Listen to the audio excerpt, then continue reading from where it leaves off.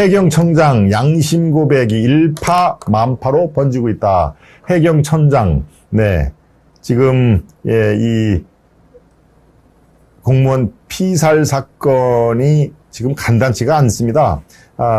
아주 매일매일 사안이 커지고 있는데요. 예. 제가 이따 끝 마무리에 말씀을 드리겠습니다만 오늘 오후 2시에 피살 공무원의 친형, 네, 이내준 씨죠. 네, 친형의 대담 방송이 있습니다. 바로 이 자리에서 초청을 해서 물론 뭐 유족이라 마음이 아주 상당히 좀 마음이 많이 아프신 분이겠지만 그래도 이 조목조목 우리가 종합적으로 입체적으로 말씀을 나눌 필요가 있기에 제가 초대를 했습니다. 오늘 오후 2시에 피살 공무원의 친형과의 대담도 여러분들 기대를 해주시고요. 예, 해경청장 어제 오후 늦지막하게 이 대국민 기자회견을 했는데 대국민 사과회견입니다. 대국민 사과회견인데 이른바 저는 이걸 양심 고백이라는 말로 치환을 해도 아주 아무 문제가 없다. 예, 해경이 뭡니까? 그 당시에 실제로 현장을 관리를 하는 실무부서의 책임자죠. 실무부서의 책임자가 저 정도까지 얘기를 했으면은 사실은 뭐 양심 선언에 다름이 아닌 것이죠. 어떻게 얘기를 했을까요? 한번 보시죠. 수사 결과로 국민들에게 오해를 일으켜서 해경청장으로서 깊은 사과를 드립니다. 라고 하는 그런 얘기를 했습니다. 네. 2년 전에 해경의 발표는 잘못됐다 하는 얘기죠. 예, 잘못됐다라고 하는데 거기에 상당한 지금 의미 파악을 해볼 만한 사안이 있습니다. 일단 사과문은 이렇게 시작합니다. 많은 오해를 불러일으킨 점 국민과 유가족께 진심으로 사과를 드립니다. 해경의 수사 발표로 혼선을 일으키고 실망을 드린 데 대해 청장으로서 깊은 책임을 통감합니다. 라고 해경청장이 직접 대국민 사과를 했는데요. 예, 이제 요렇게 중요한 부분은 여기서 다시 나옵니다. 이날 해경은 국민의힘, 어제 국민의힘 태스크포스 하태경 의원을 단장으로 하는 국민의힘 서해 공무원 피격 사건 진상조사 태스크포스 팀이 어제 그렇게 얘기를 했습니다. 해양경찰청이 발표한 자진월북 정황 7가지 근거가 모두 신뢰성이 떨어진다고 바로 하태경 의원이 그 단장으로서 얘기를 했죠. 해경 지휘부 면담 직후 기자들을 만나서 이렇게 얘기를 한 겁니다. 해수부 공무원 이대준 씨죠. 예, 돌아가신 분이 이대준 씨 월북 증거로 제시된 감청 자료, 그다음에 슬리퍼, 구명조끼, 부유물, 조류의 방향, 도박빚, 정신적인 공황 이런 그 판단을 한 게 모두 다 사실이 아닌 걸로 드러났다. 바로 해경이 하태경 의원에게 전한 그 메시지 중에는 이런 게 있습니다. 우리가 해경이 그 당시에 2년 전에 그 기자회견을 통해서 월북 정황이 보인다. 그리고 뭡니까? 부채, 도박빚이 꽤 많아서 월북한 그런 그 계기가 됐을 것이다 라고 얘기를 했는데 우리는 그 당시에 국방부의 의견을 전적으로 들어서 얘기를 한 것이다. 그리고 이렇게 얘기를 할 때는 국방부의 SI라는 얘기는 스페셜 인포메이션이라는 뜻입니다. SI가 특수정보. 군 당국의 특수정보를 요청을 했는데 국방부는 해경한테 아무런 특수정보를 주지를 않았다. 그러니까 우리는 국방부라든가 청와대의 지시를 따라서 그렇게 대국민 월북이라든가 뭐 도박빚 이런 것들을 그냥 얘기를 한 건데 결과적으로 그게 잘못된 것을 국민 여러분께 죄송하고 사과를 드린다라는 얘기입니다. 자, 여기서 굉장히 중요한 얘기가 도출이 되는데요. 국방부의 관련 정보, 즉 특수 정보를 해경이 요청했는데도 끝까지 주지를 않았다는 얘기입니다. 예, 그러니까 뭔가 감추고 뭔가 국민들에게 보여주고 싶은 그런 그 내용이 아닌 것이죠. 예, 바로 이 해경 청장이 이날 얘기한 게 전체 특수정보 내용을 좀 보여달라라고 국방부에 요청했으나 거부를 당했다.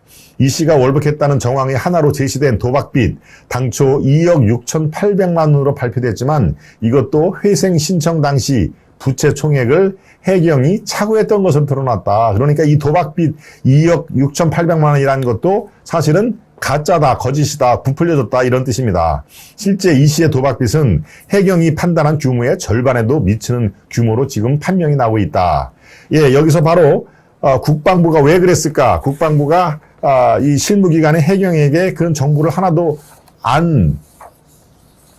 전달한 이유 중에 그 하나 단초가 벌어집니다. 예, 이 서욱 장관, 바로 직전까지 국방부 장관을 한 사람 이름이 서욱 장관이죠. 서욱 장관은, 예, 서욱 장관 관련 그 내용을 한번 띄워봐 주세요. 서욱 장관이 처음 국방부 장관에게 보고를 했을 때 첫 반응이 서욱 장관이 그렇게 얘기를 했다는 것이죠. 아, 이거는 월북한 정황을 고려를 해야 된다라고 당시 국방부 장관이 얘기를 했다는 것입니다. 예, 정확한 보고라든가 이런 것들이 생략이 된 채 국방부 수뇌부들은 이미 자진 월북으로 몰아갔다는 증거가 여기서 나오는 것이죠. 예. 자진 월북했다는 것을 먼저 고려를 해야 된다라고 국방부 장관이 말을 했을 정도니까요. 예, 바로 지금 저 관련 뉴스로 여러분들께 팩트라는 것을 제가 전해드리는 겁니다. 실종 보고받은 서욱의 첫 지시, 월북 가능성을 잘 봐야 된다. 그렇죠? 예, 요 밑에 그 기사 내용도 우리 시청자 여러분께 보내주십시오. 2020년 이게 북한군에 피격된 공무원 사건과 관련해서 당시 서욱 국방부 장관이 처음 보고받은 뒤 월북 가능성을 잘 보라는 취지의 지시를 내린 것으로 드러났다. 그렇죠? 국회 국방위원회 회의록을 보면 서정 전 장관은 첫 보고를 받은 후 첫 지시가 무엇이냐는 국민의힘 강대식 의원이 질의해 월북 가능성이 있는지 여부를 잘 봐야 된다. 이렇게 얘기를 하고 지침을 줬다라고 스스로 인정을 하는 것입니다.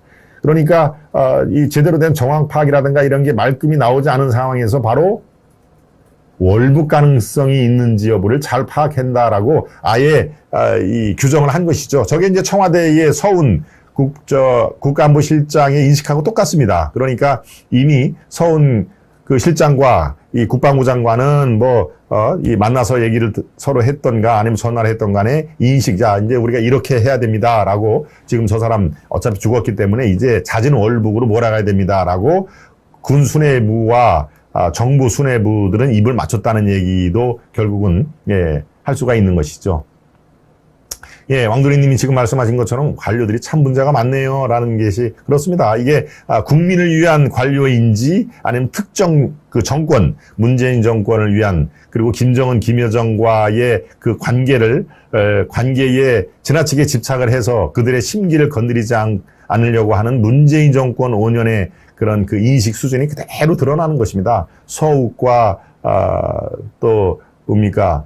그 안보실장, 네, 이름이 비슷하군요. 서욱, 서훈, 예, 같은 서씨네요. 그러니까 친할 수밖에 없겠구만요. 서훈, 서욱 국방부 장관은 이미 자진 월북으로 다 입을 맞춘 상태에서 지시를 내렸다는 것이 이렇게 만천하에 지금 드러났기 때문에, 네, 이번 해경청장의 양심 고백, 이것은 지금 그 당시에 해경이 완전히 꼭두가시였구나. 그냥 그 국방부와 청와대 지시로 그대로 발표를 한 거구나 라고 하는 그런 거를 우리 국민들은 이제서야 이제 깨닫게 되는 건데, 해경청장의 대국민 사과 해견, 이거는 양심 고백일 수밖에 없는 상황인 것이죠. 예, 바로 이런 해경의 양심 고백이 어떤 사안을 떠올립니까? 여러분께서는 바로 세월호 사건하고 자꾸 이제 오버랩이 됩니다. 저는 세월호 사건의 7시간 동안 도대체 박근혜 대통령 당신은 뭐 했습니까? 롯데호텔에서 어떤 남자와 지금 미래를 즐겼다는 얘기가 있는데 맞습니까? 라고 하는 그런 내용이 그럴듯하게 퍼져갔지요. 예, 롯데호텔 32층인가요? 그 스위트룸에서 누구와 정윤회와 같이 있지 않았습니까? 라고 하는 그런 내용도 버젓하게 들어가 있고요. 또 한참 지난 다음에는, 네, 관저에서 무슨 도사를 불렀느니 아니면 마사지사를 불러서 그 당시에 마사지를 했느니 이런 게 밑도 끝도 없이 아주 천안이 벌어지지 않았습니까? 지금 이 상황에서, 예, 세월호와 자꾸 이 서해 공무원 피살 사건이 연동이 되는 것은 그렇다면 그렇게 집요하게 박근혜를 공격했던 그 세력이라면 문재인의 몇 시간은 도대체 뭐 했느냐, 당신이. 첫 보고부터 피살까지 4시간이란, 정확히는 3시간 40분쯤 되겠죠? 4시간 동안에 도대체 아무 지시도 안 하고 아무 행동도 안 한 문재인은 도대체 대한민국 대통령이었냐라고 하는 근본적인 질문을 안 할 수가 없는 것이죠. 예, 이게 사안이 아주 이 윤석열 정부가 들어와서 문재인 정부의 이 앞뒤가 다른 모습, 그야말로 친북한 스탠스를 끝까지 견지했던 이 사안이 제일 먼저 드러나는 것은 이건 우연의 일치가 아닙니다. 예, 가장 문재인 정부의 색깔을, 문재인 정부의 정체성이죠. 정체성을 드러낼 수 있는 이 사안에 대해서 많은 국민들이 지금까지 모르고 있는 부분이 많습니다라고 이것을 제일 먼저 탁자 위에 올라오는 것은 이거는 우연의 일치는 아닙니다. 다 어떤 사안의 심각성과 이런 그 앞으로의 그런 수사 방향 이런 것들이 다 지금 철저하게 그 조사가 되고 있을 텐데요. 예, 아무튼 뭐 이것뿐만 아니라 지금 두 번째로 나오는 게 그거 아닙니까? 예, 탈북 어민들 네, 강제 북송 사건이 지금 마찬가지로 아주 그 당시에 도대체 이게 뭐 사람을 죽이고 탈북을 했던가 아무튼 남한으로 넘어오는 사람들을 다시 검은 안대로 칭칭 쌓은 다음에 탐문각을 통해서 돌려보냈죠. 탐문각에 이 안대를 딱 풀으니까 총을 든 북한군이 이놈들 어서 오너라 하면서 이렇게 씩 웃었다는, 그래서 털썩 주저앉다는 얘기가 있지 않습니까? 예. 보통 상식으로는 있을 수가 없는 얘기죠. 탈북한 사람들을 바로 귀순 의사를 표명해서 불구하고 꽁꽁 묶어서 판문강으로 돌려보냈다. 이 사람들은 당연히 죽었겠죠. 네, 그 지금 여기에 활동하고 있는 탈북자들은 뭐 이 사람들을 일정 부분 살려서 자기들 정보 다 빼고 틀림없이 죽일 것이다라는 얘기를 그 공통적으로 하기 때문에 아마 죽임을 당했을 거라고 저도 판단이 됩니다. 네.